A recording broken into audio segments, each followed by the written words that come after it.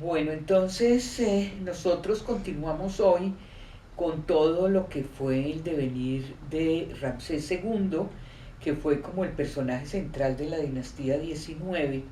Y pues vamos a ver cómo vimos ya cómo Ramsés II logró un acuerdo de paz con los hititas, que fue muy importante. Eh, Vamos entonces, después de este acuerdo de paz que se logra a través de las esposas de tanto de Ramsés II como del rey hitita, pues vamos entrando entonces en una situación en la cual Ramsés va a tener un hijo que es Meremtah. De toda la cantidad de hijos que tuvo, fue un hombre muy prolífico desde todo punto de vista. Él tiene un hijo que se llama Meremtah, quien a principios del siglo XIII a.C. va a tomar el poder. Merentá, cuando llega a tomar el poder, ya es un hombre viejo, ya tiene 60 años. Su padre tenía 90. Acuérdense, Ramsés II fue un ser como muy especial.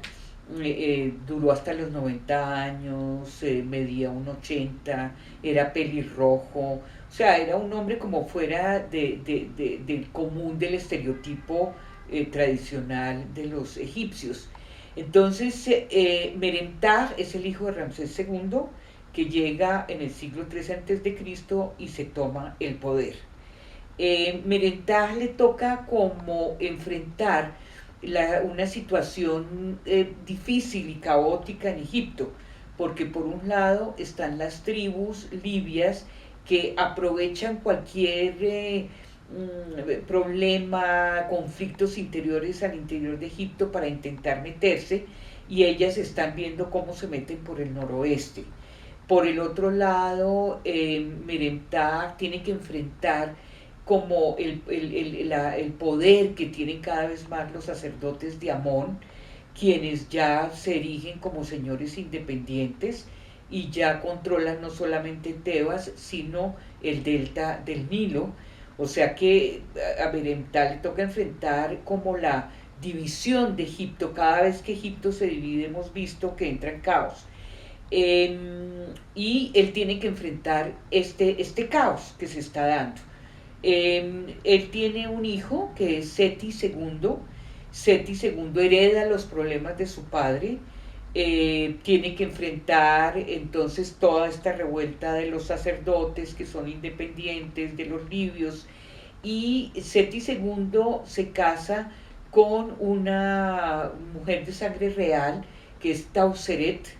Tauseret va a gobernar, como vamos a ver, en solitario a la muerte de su esposo, de Seti II.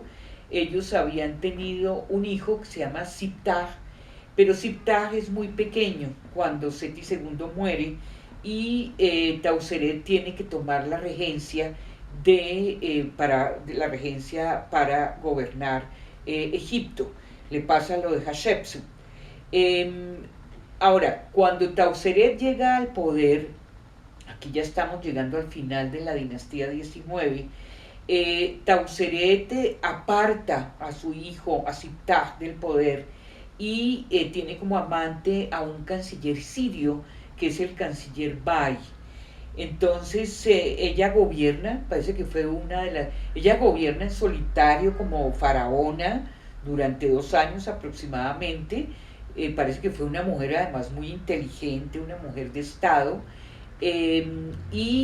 Tauseret, eh, en la medida en que ella gobierna en compañía de este canciller sirio, esto provoca en la población egipcia un rechazo muy grande hacia ella, porque acuérdense que para ellos pues los sirios eran vistos como gente de menor categoría que los egipcios.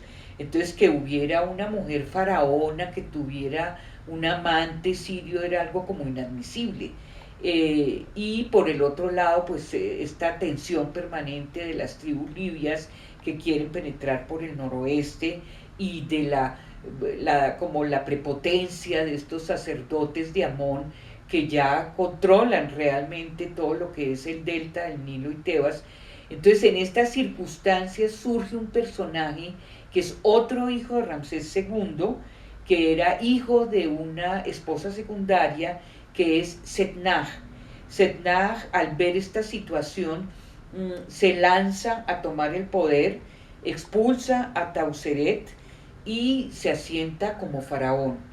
Realmente ya cuando él llega al poder, vemos que se instaura y se consolida la dinastía 20, ¿sí? Setnag tiene un hijo que es Ramsés III. Ramsés III tiene que enfrentar muchas cosas.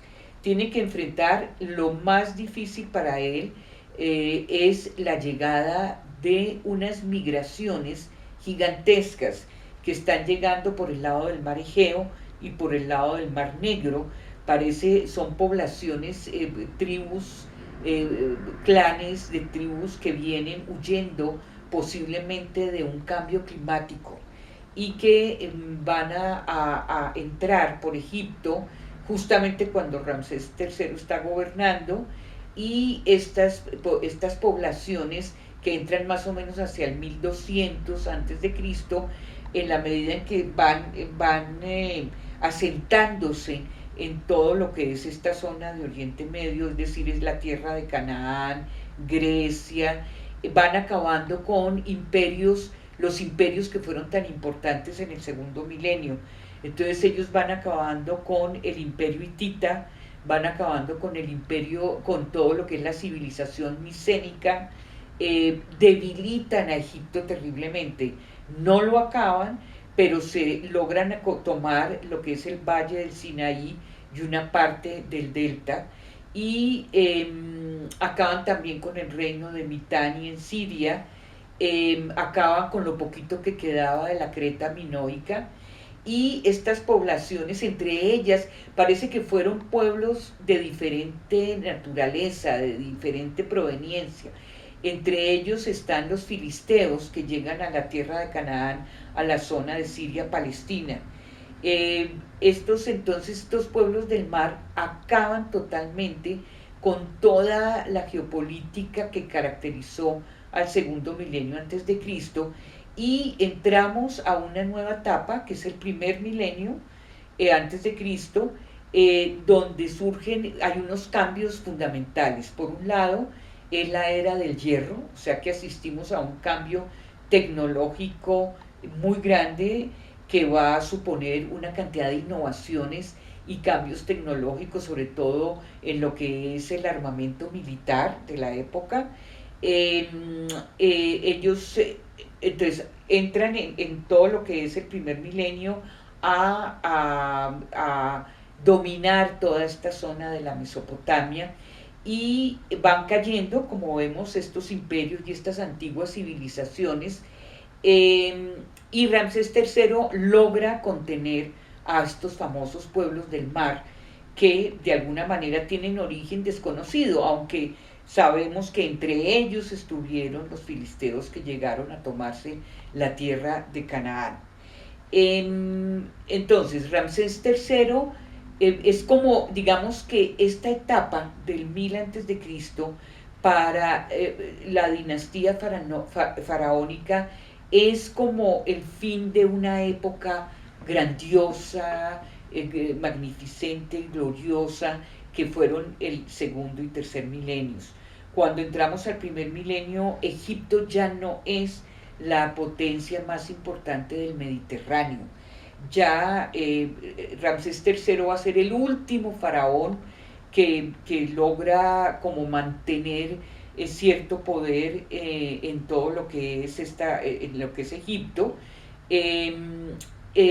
Como vimos, Ramsés III es hijo de Setnag, y en el momento él lucha contra los pueblos del mar, logra mantenerlos a raya, pero Egipto queda muy debilitado, queda profundamente debilitado, y en esta zona, en esta nueva era, que es la era del 1000 antes de Cristo, la era del hierro, entonces vemos que se reconfigura totalmente la geopolítica de Oriente Medio en toda esta zona que hemos descrito, lo que es la Mesopotamia, la tierra de Canaán, Egipto, lo que es Siria, lo que es una parte de Persia, y es en esta zona donde aparecen unos nuevos protagonistas que ya existían desde el segundo milenio antes de Cristo, que son los asirios.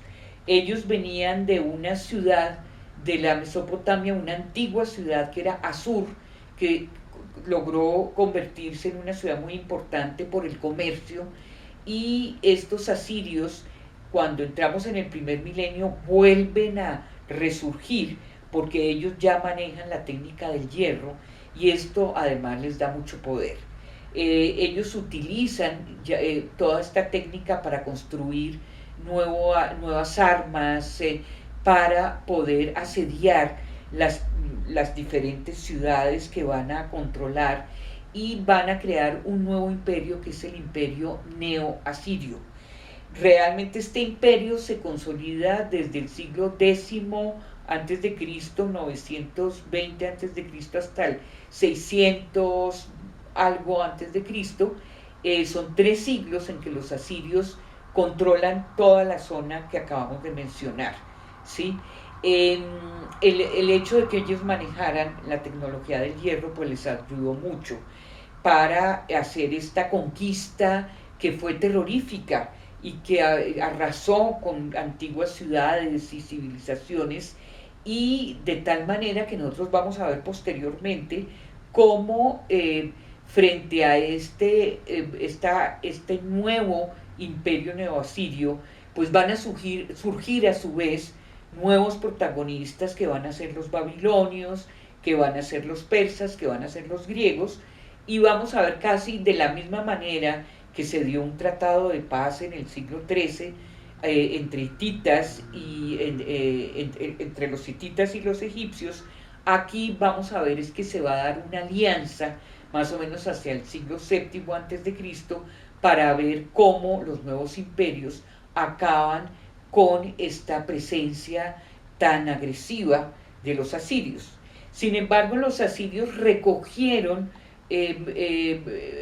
un saber antiguo, y ellos van a tener como capital una ciudad muy hermosa que fue Nínive, donde va a haber una biblioteca muy famosa, donde va a estar no solo el código de Hammurabi del siglo XVIII antes de Cristo, sino que va a haber también un diccionario de acadio y asirio. En esta época es importante mencionar que en el primer milenio antes de Cristo, que el idioma que se manejaba internacionalmente, que era como el inglés de la época, va a ser el acadio, y la escritura que se va a manejar a nivel internacional va a ser la escritura cuneiforme. Entonces es un momento en que vamos a ver en que se casan los reyes con diferentes reinas de los diferentes nuevos imperios que van a ser protagonistas. Y lo importante para nosotros es que ahí Egipto no solamente pierde ya el protagonismo en el Mediterráneo oriental, sino que a lo largo del primer milenio va a perder su independencia. Los asirios van a tomarse una parte del Sinaí y una parte del delta del Nilo. O sea que es la primera vez que vemos que los egipcios pierden no solamente su grandeza, sino su independencia bajo el yugo asirio. Entonces, la próxima vez continuaremos con todo lo que fue la coexistencia y el dominio de estas nuevas civilizaciones que aparecen en este escenario.